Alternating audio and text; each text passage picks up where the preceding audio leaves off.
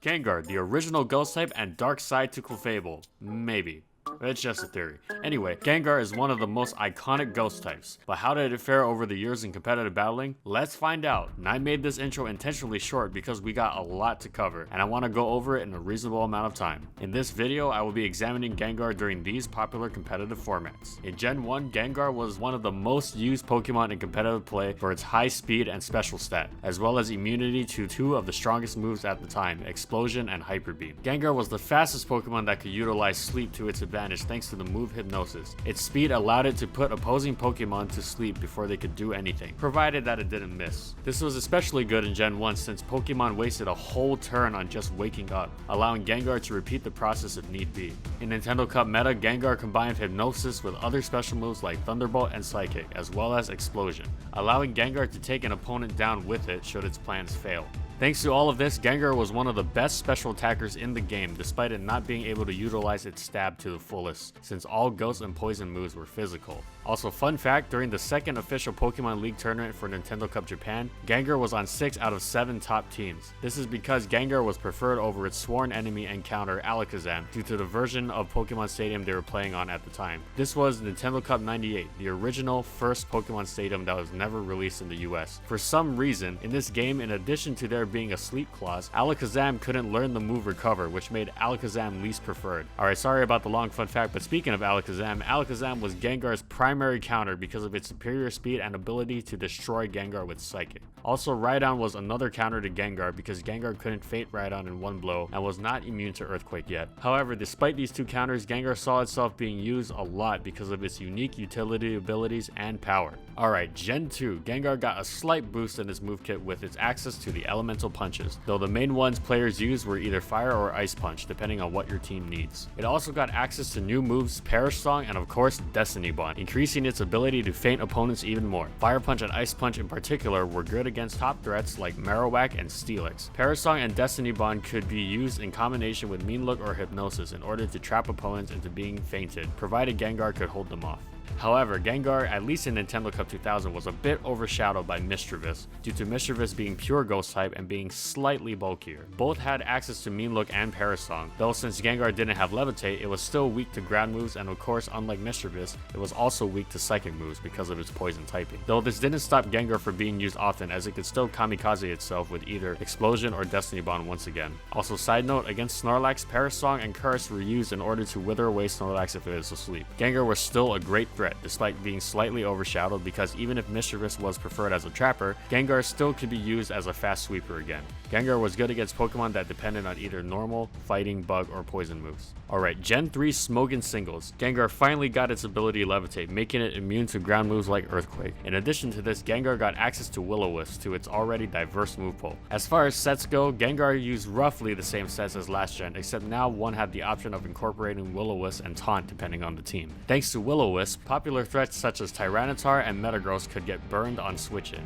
Also, a combination of Thunderbolt and Ice Punch are able to hit a number of threats such as Gyarados, Suicune, Vaporeon, and the Dragons. If Gengar is carrying Giga Drain, it could hit Swampert for a lot of damage. And of course, if all else fails, it can either Destiny Bond or Explode on threats. Though Gengar is fast and powerful, it still can't take on things that possess super effective attacks unless it successfully burned them. It also can barely put a dent in Blissey, Regice, and Snorlax that has Shadow Ball. Celebi can also scare it away with Psychic. Basically, anything that can take a hit from Gengar and fire back with a special move will cause Gengar a lot of problems. However, thanks to its diversity, Gengar found itself on several teams. Alright, Gen 4. Thanks to the physical special split, Gengar finally could utilize its special attack with its now primary stab move, Shadow Ball. In order to have the best coverage, players most often had Focus Mist, Focus Blast, accompany Shadow Ball, as well as Substitute. It would use Substitute to predict switches so that it could fight Scizor and Tyranitar behind a sub, which were two of Gengar's mortal enemies because of the move Pursuit. Hidden Power Fire could be used to KO Scizor and Fortress, while Focus Blast could be used against Heatran and Lucario for massive damage. Also, when Heart Gold and Soul Silver came out, Gengar gained the move Pain Split, which finally allowed it to put up a fight against Blissey. Thanks to Pain Split, it could abuse Life Orb and Substitute and then use Pain Split to weaken its opponent while healing itself. This essentially forces Blissey into a situation where it could actually be KO'd by Gengar unless it healed itself constantly. Though Gengar's movesets didn't stop there, there's a whole bunch of them that could be utilized in many situations, which allowed Gengar to place itself on many teams. Though Gengar of course isn't without a cost because it is still fragile and can be KO'd by most things that outspeed it like Scarf users and especially moves like Pursuit and Sucker Punch. Blissey can also wall it well if it's not using the Pain Split set. Though again, Gengar's versatility still made it a desirable glass cannon.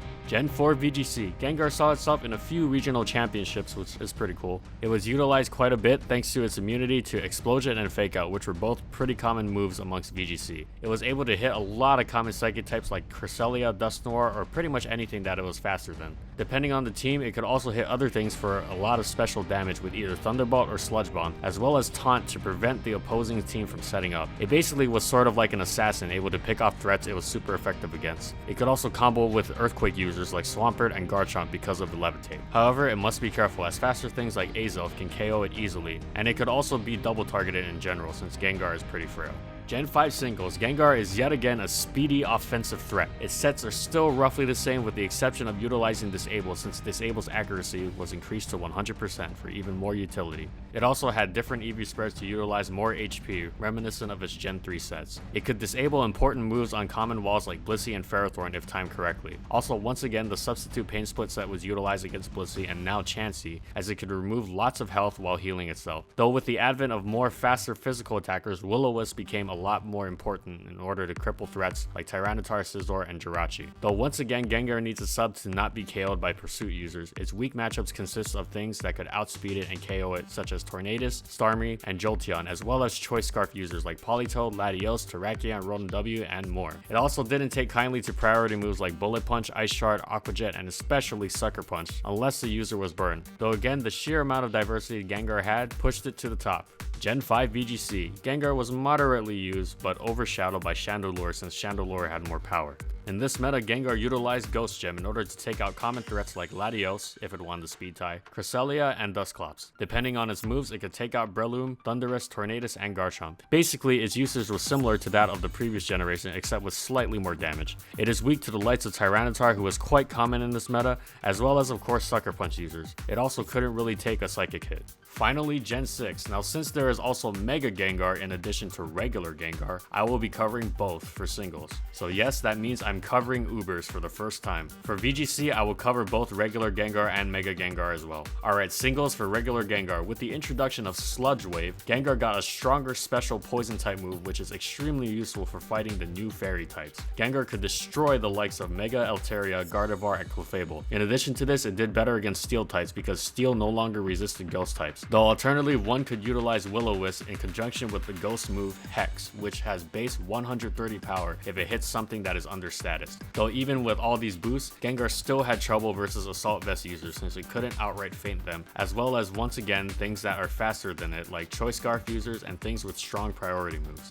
And of course, it can be caught by Pursuit users. In Gen 6 Ubers, Mega Gengar became a niche pick thanks to its ability Shadow type, which allowed it to trap anything that wasn't a ghost type. It could trap and vaporize the likes of normal Arceus and Darkrai with Focus Blast, as well as absorb Toxic Spikes since it no longer had Levitate. It could also do considerable neutral damage to the rest of the tier, especially the likes of the Latias and Lugia, thanks to Shadow Ball. However, compared to the other Ubers, Mega Gengar's defenses were still mediocre, especially with the loss of Levitate. Pokemon such as Aegislash, Mega Mewtwo, Deoxys Attack, and Rayquaza could all outspeed Gengar and take it out with ease. Finally, Gen 6 VGC. With the advent of Mega Kangaskhan, regular Gengar saw great usage as it was immune to its moveset barring Sucker Punch, and able to greatly cripple it with Will-O-Wisp. It could also burn common threats like Mega Mawile and Garchomp, as well as taunt Tailwind users and prevent the opponent from increasing speed. Finally, it could defend itself from faster Pokemon with the use of Protect. Ironically, Mega Kangaskhan is a great partner with regular Gengar as well as Garchomp, Salamence, and Talonflame.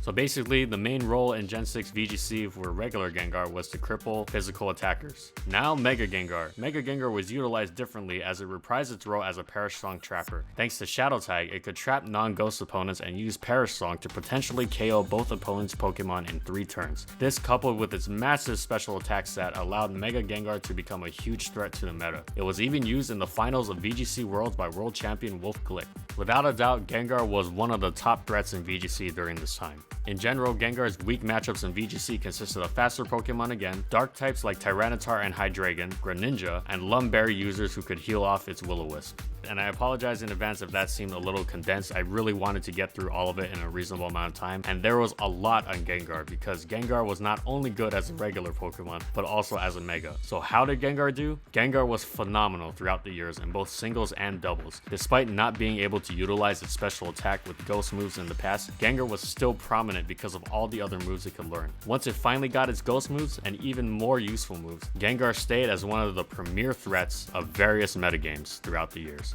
And now, all I can do is pray for it since they took away his Levitate in Gen 7. Thanks for watching, everyone. If you liked the video and enjoy my content and you want to